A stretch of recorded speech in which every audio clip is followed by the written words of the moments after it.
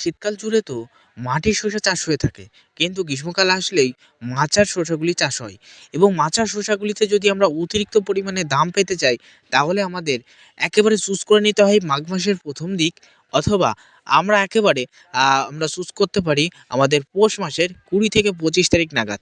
এই টাইমে আমরা যদি মাচার শসাগুলি যথেষ্ট পরিমাণে বপন করতে পারি, তাহলে একেবারে ফাল্গুন মাসের প্রথম দিকে গিয়ে আমরা ধরন পাবো, এবং তখন প্রথম দিকেই প্রচুর হারে দাম পাবো।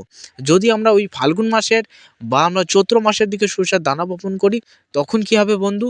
তখন বাজারে প্রচুর পরিমাণে শসা থাকায় আমাদের শসাগুলি বিক্রি হবে না। তাই এখনই আগাম গ্রীষ্মকালীন শসার বীজগুলি জমিতে বপন করতে হবে। এই জন্য টাইম বললাম পৌষ মাসের 20 থেকে 25 তারিখ এবং মাঘ মাসের প্রথম দিক।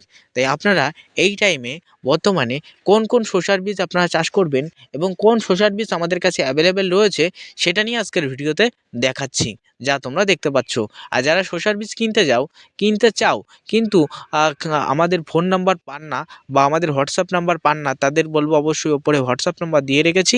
হোয়াটসঅ্যাপে হাই হ্যালো মেসেজ করবে যে দাদা আমাদের শসার বীজ প্রয়োজন। অবশ্যই হাই হ্যালো লিখলে হবে না, ওখানে লিখতে হবে দাদা আমাদের শসার বীজ প্রয়োজন, সেটা নিয়েই দেখাবো। বর্তমানে শীতকালীন ক্ষেত্রে, অর্থাৎ শীতকালের পর গ্রীষ্মকালীন ক্ষেত্রে বীজ বর্তমানে এসছে মাচার শসা বীজ হিসাবে। তোমরা দেখতে পাচ্ছ কন্টাই সিড। হ্যাঁ বন্ধু, এই কন্টাই কোম্পানির বীজ বার করেছে হাঙ্গামা। এই কন্টাইয়ের হাঙ্গামা সিড ব্যাপক পরিমাণে উচ্চ ফলনশীল, প্রচুর পরিমাণে ধরন, গাছের গিটে গিটে ফলন, এবং এর বীজে কোনো রকম চিটে বা অন্য কিছু নেই। যেমন আমতলা বা অন্য অন্য বীজগুলিতে ছোট ছোট চিটে, অর্থাৎ বীজে কিন্তু চিটে চিটে বীজ পাওয়া যায়, সেই বীজ থেকে চারা হলেও কিন্তু সেই রকম গাছের গতি দেয় না। এর বীজগুলি একেবারে সুস্থ এবং সবল এবং 100% জেনুইন। প্রত্যেকটা বীজ থেকে চারা বার হবে, এবং এই কোম্পানি নিজে গ্যারান্টি দিচ্ছে যে প্রত্যেকটা শসা গাছ মাটি, অর্থাৎ মাচাতে উঠবে। মাটি থেকে মিনিমাম কিন্তু 5 ফুট 5 ফুট ওপরের মাচাই পর্যন্ত কিন্তু উঠতে পারে। এর প্রচুর পরিমাণে কিন্তু গতি রয়েছে। তাই এই শসা আমাদের কিন্তু চাষ করতে হবে। এই শসা সম্পর্কে আমাদের জেনে নিই। এর নাম হলো কিনা কন্টাই কোম্পানি বার করেছে হাঙ্গামা। এটা দেখতে পাচ্ছ কন্টাই সিড বলে লেখা রয়েছে। এই দেখো কন্টাই সিড বলে লেখা রয়েছে। দেখো প্রত্যেক প্যাকেটে রয়েছে 25 গ্রাম বীজ রয়েছে। প্রত্যেক প্যাকেটে 25 গ্রাম বীজ রয়েছে। এই বীজটা আপনি যদি আপনার নিজের এলাকা থেকে পেয়ে থাকেন গ্রীষ্মকালীন নিউ বীজ, আগের বছরে বীজ চাষ করবেন না। নিউ বীজ যদি পেয়ে থাকেন, মিনিমাম এই বছরের বীজ যদি আপনি পেয়ে থাকেন, তাহলে সেই বীজটা আজই ক্রয় করে আপনি মাটিতে বপন করে দিতে পারেন। আর যদি আপনি নিজের এলাকায় এই ধরনের ব্র্যান্ডেড বীজ আপনি পাচ্ছেন না, তাহলে ওপরে অবশ্যই হোয়াটসঅ্যাপ নাম্বার দেওয়া 9093814580, এই নাম্বারে আমাদেরকে হোয়াটসঅ্যাপে জলদি জলদি মেসেজ করবে। আমরা আপনার অবশ্যই রিপ্লাই দেবো। অবশ্যই আপনার শুধু হাই হ্যালো লিখে তুলে হবে না, ওখানে লিখতে হবে দাদা শসার বীজ প্রয়োজন। তবেই কিন্তু আমাদের যে বীজ কেনা বেচার জন্য যে আছে, সে কিন্তু তোমাদেরকে কিন্তু রিপ্লাই দেবে। অবশ্যই আমাদেরকে কিন্তু অনলাইনে টাকা পে করতে হবে। অবশ্যই বিশ্বাস করে আপনারা টাকাগুলি পে করবেন গুগল পে, ফোনপে, পেটিএম দিয়ে। তার পরবর্তীতে সেই পার্সেলটা করে আমরা আপনাদের মাঝে পাঠিয়ে দেব। প্রথম অবস্থায় আপনি টাকা পাঠিয়ে দেবেন আমাদেরকে। দ্বিতীয়ত আপনি স্ক্রিনশট দেবেন যে দাদা টাকা পাঠিয়েছেন।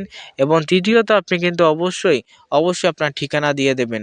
আপনার নাম, আপনার বাবার নাম, আপনার পোস্ট অফিস, আপনার ভিলেজ অর্থাৎ গ্রামের নাম, আপনার থানার নাম, আপনার ডিস্ট্রিক্টের নাম, আপনার পিন নাম্বারের নাম, যেভাবে একটা লেটারে লিখতে হয় সেভাবে লিখে আমাদেরকে সেন্ড করবেন। আমরা খুব দ্রুত পার্সেল করে কন্টাক্ট সিট আপনাদের মাঝে প্রোভাইড করছি। তাই যাদের যাদের বীজের প্রয়োজন তারা মেসেজ করতে পারেন, এবং যারা নিজের এলাকা থেকে পেয়ে যাবেন অবশ্যই কিন্তু সেখান থেকে ক্রয় করে নেবেন। অবশ্যই একটা জিনিস খেয়াল করতে হবে, আমাদের কাছ থেকে বীজ নিলে কিন্তু ডেলিভারি চার্জ সেটা কিন্তু আপনাদেরই বহন করতে হয়।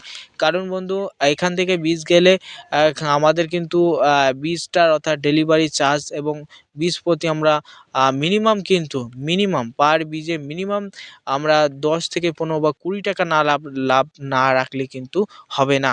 তার কারণ বন্ধু, আমাদের যে বীজ ক্রয় করে নিয়ে আসে তাকে কিন্তু কিছু পরিমাণে টাকা অ্যামাউন্ট অবশ্যই অবশ্যই দিতে হয়। বীজটাকে প্রথমে ক্রয় করতে হয় বাজার থেকে, মিনিমাম আমার বাড়ি থেকে বাজার 7 কিলোমিটার দূর, সেখান থেকে বীজটা ক্রয় করতে হবে।